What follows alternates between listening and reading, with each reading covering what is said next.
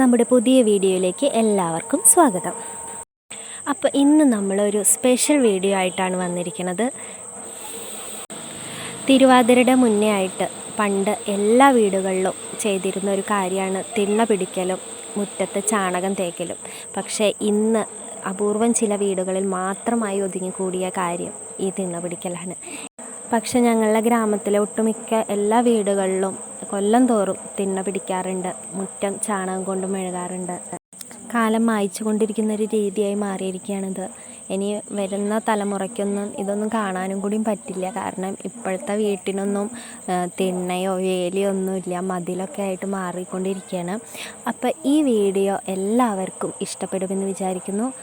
അപ്പോൾ ഇഷ്ടപ്പെട്ട എല്ലാവരും സബ്സ്ക്രൈബ് ചെയ്യണം, തൊട്ടടുത്ത് കാണുന്ന ബെൽ ബട്ടൺ അമർത്തണം. എന്നാൽ മാത്രമേ ഞങ്ങളിടുന്ന വീഡിയോസിൻ്റെ നോട്ടിഫിക്കേഷൻ നിങ്ങൾക്ക് ലഭിക്കുകയുള്ളൂ.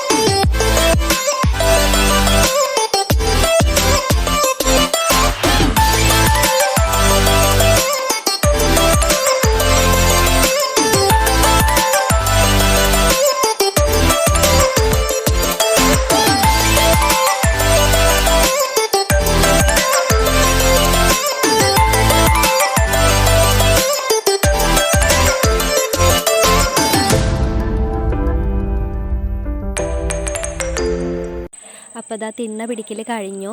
ഇത് കഴിഞ്ഞിട്ട് ഒരു 2 ദിവസം കഴിഞ്ഞിട്ടാണ് നമ്മൾ ചാണകം തേക്കണത്.